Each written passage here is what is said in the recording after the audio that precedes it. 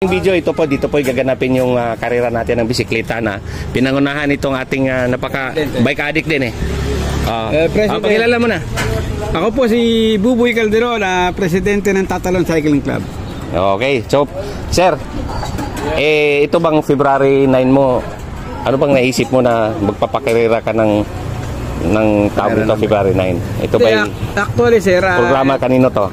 Kay Kapitan Lobo yan nakaraan, namatay. Ngayon, ang nangyari sir, namatay si Kapitan Lobo. Ngayon, bilang respeto, ang ginawa nung bagong kapitan na number 1 kagawad, siya na ang kapitan ngayon, si Cap Emmanuel Kiko del Mundo. Yun. Itinuloy niya ngayon February 9. Galing naman ni Cap. February 9. Ang galing ni Cap. Sa panguno ng aming kagawad na si Kagawad Dari Rosales. Yan. Siya ngayon yung ginawa kong advisor na kasi siya yung may hawak ng committee ng cycling. Okay. So sir, ang palaro ba ninyo sa February 9, ilang kategory siya? Ilang kategory ba? Bali 5 kategory. 5. So ano ba 'yon? May memorize mo ba? Open Pro. Open Pro. Tapos yung ano 'yan? Open Pro, mountain bike, road bike? Road bike. Road bike lang. Tapos yung dalawa. 30 above na 35 above open. Open 10, 30 above. Tapos main 'yan na main. Puro main yun. Okay. All Tatalon. Oy, galing. Tapos Novice. Novice, okay. Tapos yung 50 above, All Santo Domingo, saka All Tatalon. Yan. Ang kagandahan po nito, wala pong entry fee. Walang entry fee.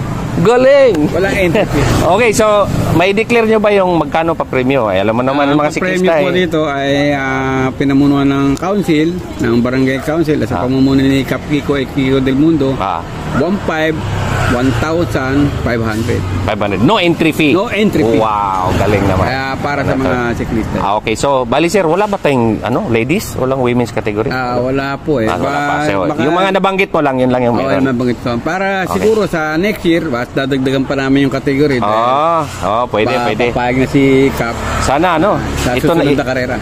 Sana ito, umpisa pa lang. Umpisa pa tuloy-tuloy, taon-taon. Pamumuno ni Cap Kiko del Mundo. Kasi sinabihan ko na si Fitbar. Ang problema ni Fitbar ngayon, sabi niya sa akin, Master, masyadong dikit na yung pitcha pero gawa na ng paraan. So, hoping. Salamat kay Fitbar. Okay, so Sir George Maniego, Master George Maniego, si Ma'am Cleofides Mondo at saka ni Rams Ramos ng Fitbar.